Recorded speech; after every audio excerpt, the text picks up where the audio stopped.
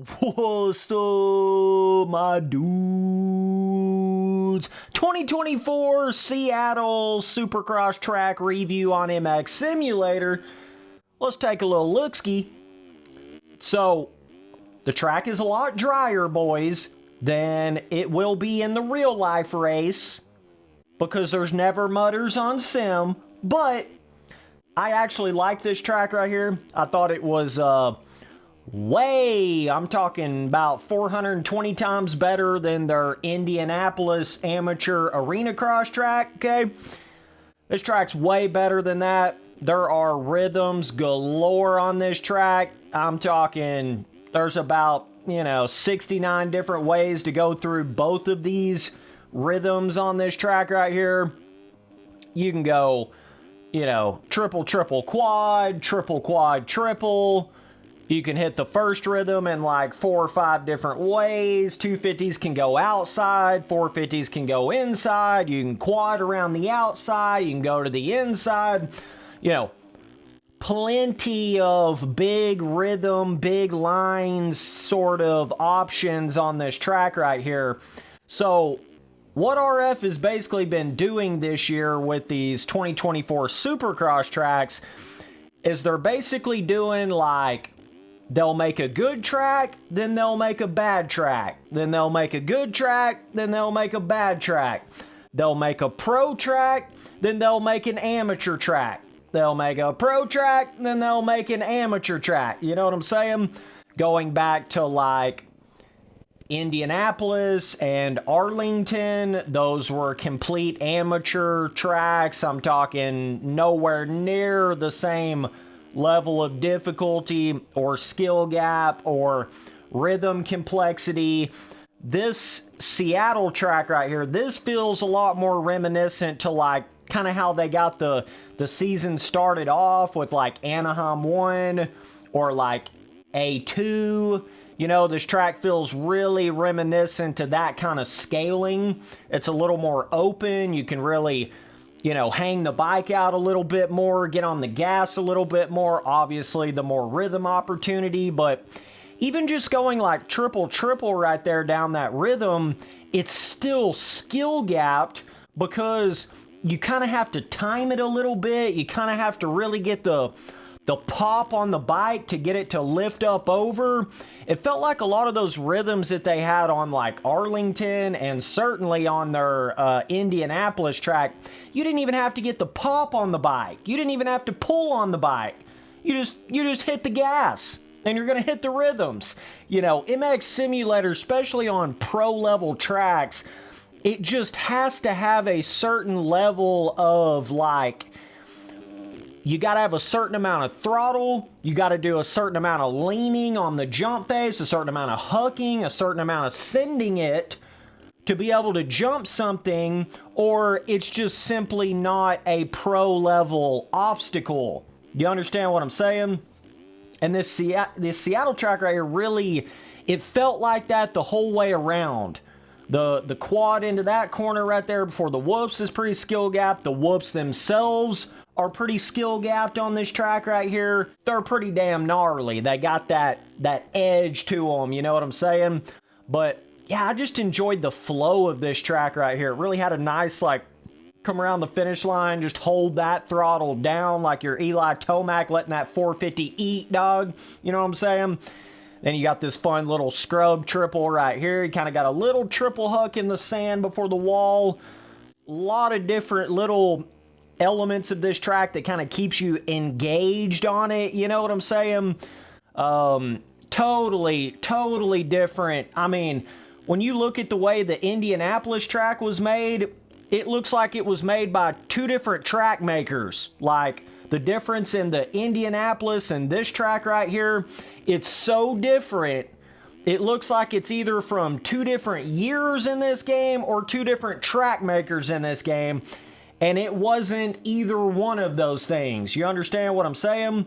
Even if you go to like the Arlington track and you try to compare it to this Seattle track, it feels like it's from a whole different year or a whole different track maker, right?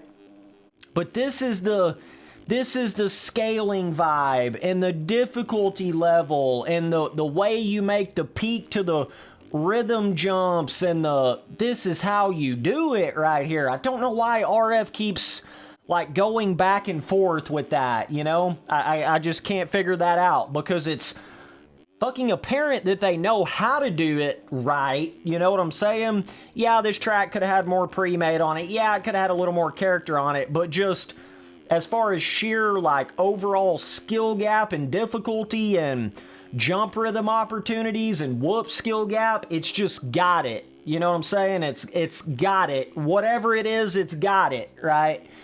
That Indianapolis didn't have, their Arlington didn't have.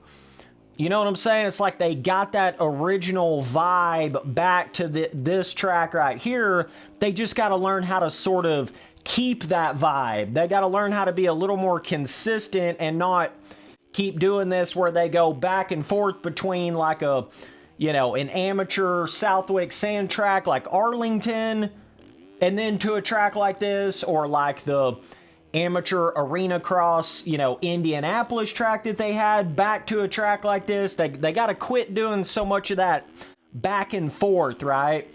But I mean, this track's awesome right here, man. It's awesome. I really wish I would have made it to the main event on this one. We just had all kinds of crazy ass shit happen. Got taken out in the last corner of the LCQ, but it's all good. I don't blame Seabolt for doing that. That's what you got to do in an LCQ, you know what I'm saying? So I don't have any problem with him doing that. I'm sure some of you guys probably saw that on the broadcast of the race.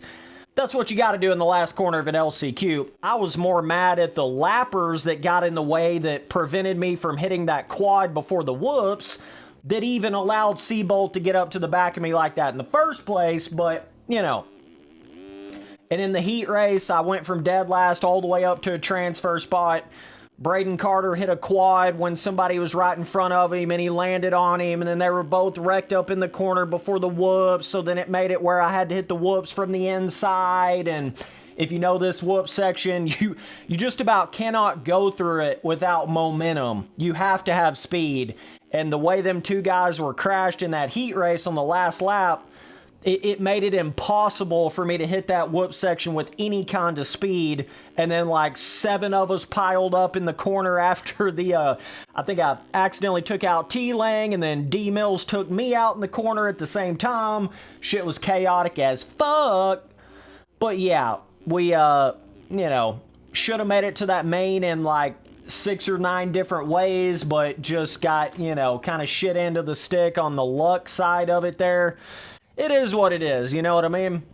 You move on. We ain't gonna cry over our spilled tea, you know what I'm saying? We're gonna move on to the next round. We're gonna keep it going, right? But I did love this track, though. I mean, I think this is one of the ones that you could compare to, like, A2 or, like, you know, here, I'll go ahead and restart this right here. Yeah. I gotta reset. Bro, check this out. Look, it's default copy 420, boys. Hell yeah, brother. Hell yeah, brother. Got to reset the erode level, though. But this is how it's supposed to feel right here with Seattle. And this brings up the whole thing of, you know, they're having a mutter this year in Seattle, or somewhat of a mutter. We've had like 6 or 9 of those this year. I definitely think RF needs to experiment with that a little bit. Even if they don't want to go full-blown mutter, like fucking mud puddles and rain literally falling on the track, because you can do that with sim custom tracks. You know, I've made a couple like that. There's a couple of custom tracks out there like that, but you can literally put mud puddles on the track. You can put water up the ruts. You can make the rain falling. You can make it feel like mud, like slicker. You know, you can do all of that in this game, but RF has just never really taken the leap to test that out or try to really do that for an actual pro race. I think they should do it. Even if they don't go full-blown mutter, they could, you know, not necessarily be trying to make the track like, you know, quote-unquote perfect conditions. You know what I'm saying? And some of y'all boys that are big advocates of this crazy-ass, janky-level erode system, you know, you should be a big advocate of that as well. Like, rain, you know, wet, slick, rain ruts, you know, completely different kind of feeling to the dirt. I think that would be kick-ass, bro. I'm all down for that, for RF to be trying something like that, especially on like a Seattle or some of these tracks that are kind of known for being like that. They could always have like a Daytona mutter one year or something. But the fact that they make the tracks a week before the real life race, it kind of puts them, conveniently puts, you know, good old FR in that position where they got to say, oops, well, we didn't know it was going to be like that, so we just had to make it like this. Or if they make some major, you know, track change or something like that on pro race day, RF just has to be like, oops, we already made the track, bro, you know. But if they really wanted to do this shit right, obviously they'd be making the tracks a week after the real life race happens, which would make way more sense. You could make it way more accurate to not only the layout and the obstacles of what the real life track was, but also the conditions, right? Even if it turned out to be drier or something like that. You know, I'm not just talking about a mutter. Even if you had like a Las Vegas style, for whatever reason the track got super dry in the actual real life races, then you could go in there and make the track accordingly, right? But it is starting to get a little bit like repetitive, a little bit, I don't know what the word is that you want to call it, where it's literally like on MX Simulator, every track is like as if you had perfect conditions. It's like you just stripped away the varying variable condition element of real life Supercross, which is a major element to it.